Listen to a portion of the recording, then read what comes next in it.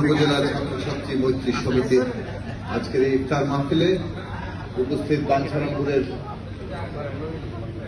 নেতৃবৃন্দ এবং বাঞ্ছারামপুর উপজেলা ছাত্রছাত্রী মৈত্রী সমিতির বর্তমান এবং সাবেক সদস্যবৃন্দ, আপনাদের সবাইকে আমার পক্ষ থেকে সালাম জানাই, শুভেচ্ছা জানাই। আসসালামু আলাইকুম। আজকে আমার অনুষ্ঠানে আসতে দেরি হলো, আপনারাও অনুষ্ঠান শুরু করতে দেরি করেছেন, যার ফলে আমাদের সব নেতৃবৃন্দের হয়তো বক্তব্য শোনেননি। আশা করি আমরা সামনের দিনে আরো শুনতে পারব। আমরা নির্বাচনের মধ্য দিয়ে যে আমাদের প্রতিশ্রুতিগুলো আমাদের সামনে জনগণের সামনে হাজির করেছি, সারা দেশবাসীর সামনে বিএনপি নেতৃত্বাধীন যুগপৎ জোট যে প্রতিশ্রুতি সামনে রেখেছে, জনগণ সেই প্রতিশ্রুতির প্রতি আস্থা রেখে বিএনপি নেতৃত্বাধীন যুগপৎ জোটকে বিপুল ভোটে বিজয়ী করেছে, 2/3 সংখ্যাগরিষ্ঠতা দিয়ে সরকার গঠনের সুযোগ দিয়েছে। এবং বিএনপি চেয়ারম্যান জনাব তারেক রহমান বাংলাদেশের প্রধানমন্ত্রী হিসাবে নতুন সরকার গঠন করেছে। তার নেতৃত্বে শহীদের রক্তের বিনিময়ে বাংলাদেশকে আমরা যেভাবে নতুন করে গড়ে তোলার সুযোগ পেয়েছি, সেই বাংলাদেশকে নতুন করে গড়ে তোলার কাজও শুরু হয়েছে। বলা চলে নির্বাচনের পরে কেউই কোনো বিশ্রামেরও সুযোগ পান। সরকার গঠনের পরপরই এই বাংলাদেশকে গড়ে তোলার কার্যক্রম দ্রুতলয়ে শুরু হয়েছে, দ্রুতলয়ে এগিয়ে যাচ্ছে। আশা করি আমরা সম্মিলিতভাবে বাংলাদেশকে এগিয়ে নিয়ে যাওয়ার কাজ, নতুন করে গড়ে তোলার কাজকে সফল করতে পারব। এবং এটা কোনো একক ব্যক্তির কাজ নয়, কিংবা সরকারে যারা আছেন কেবল তাদের কাজ নয়। যতক্ষণ না পর্যন্ত একটা পরিবর্তনের জন্য, উন্নতির জন্য, অগ্রগতির জন্য জনগণ নিজেকে প্রস্তুত না করছে, জনগণ সেটার সাথে স্বতঃস্ফূর্তভাবে আন্তরিকভাবে তার অংশীদার না হচ্ছে, ততক্ষণ একটা পরিবর্তন সফল হয়ে ওঠে না। কাজেই এই পরিবর্তনের প্রক্রিয়ার সাথে কিভাবে জনগণকে ব্যাপকভাবে আমরা যুক্ত করতে পারব, সেটাই এখন আমাদের সামনে বড় চ্যালেঞ্জ।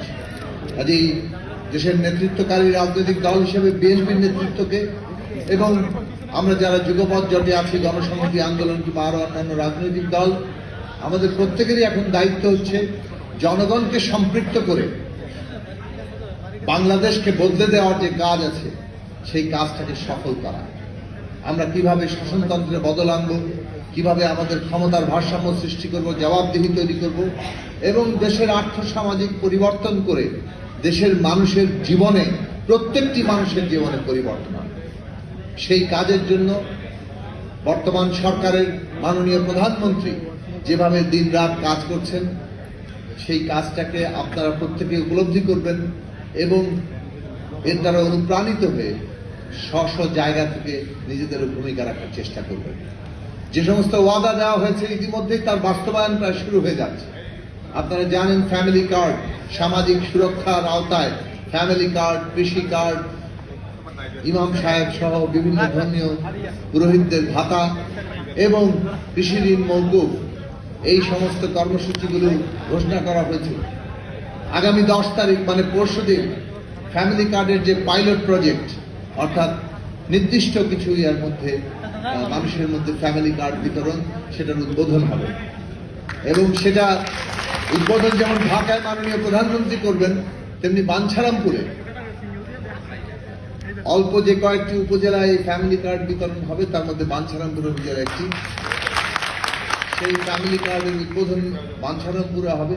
এইখানে যারা কেন্দ্রীয় নেতৃবৃন্দ থেকে শুরু করে বাঞ্ছারামপুর জেলা এবং উপজেলার নেতৃবৃন্দ আছেন, বিভিন্ন অঙ্গ সংগঠনের বিএনপির নেতৃবৃন্দ আছেন, অন্যান্য ছাত্র ফেডারেশন সহ ছাত্র সংগঠনের নেতৃবৃন্দ আছেন, গণসংহতির নেতাকর্মীরা আছেন। আমরা সবাইকে আহ্বান জানাই, আগামী 10 তারিখ সকাল 11টায় বাঞ্ছারামপুরে আমরা যারা পারব উপস্থিত হব এবং এই ফ্যামিলি কার্ডের কর্মসূচির উদ্বোধনে অনুষ্ঠানে অংশীদার হব। একইভাবে কৃষি কার্ড এবং ইমাম সাহেবদের সহ বিভিন্ন ধরনের পুরোহিতদের যে ভাতা, সেটাও ঈদের আগেই আসলে কার্যকর করা হবে আংশিকভাবে পাইলট আকারে, এবং এই জুন পর্যন্ত চলবে। জুলাইয়ের নতুন বাজেট থেকে ব্যাপকভাবে, অর্থাৎ যা প্রতিশ্রুতি দেওয়া হয়েছিল ফ্যামিলি কার্ড, কৃষি কার্ড এবং ইমাম সাহেবদের ভাতার ক্ষেত্রে, সবাই পর্যায়ক্রমে এই সুবিধার আওতার মধ্যে আসবে। আমরা একটা শেষ কথা বলি, আপনারা জানেন যে বৈরী আন্তর্জাতিক পরিস্থিতির মধ্যে আমরা আছি, এবং এই বৈরী আন্তর্জাতিক পরিস্থিতির কারণে সব দিক থেকেই এর প্রভাব বাংলাদেশের উপরে পড়বে, যেমন অন্যান্য দেশের উপরে পড়বে। এইরকম একটা পরিস্থিতিতে আমরা সম্মিলিতভাবে, ঐক্যবদ্ধভাবে আমাদের সংকট মোকাবেলা করতে হবে, এবং সেই চেষ্টা আমরা সবাই মিলে করব। সেই আশা রেখে এই মৈত্রী সমিতি যাতে আগামী দিনে আরো সফলভাবে তাদের সংগঠন গড়ে তুলতে পারে এবং বাঞ্ছানপুরের উন্নতিতে, বাঞ্ছানপুরের শিক্ষার্থীদের কল্যাণে ভূমিকা রাখতে পারে, সেই আশাবাদ রেখে আমি আমার বক্তব্য শেষ করছি। ইফতারের সময় হয়েছে, সবাইকে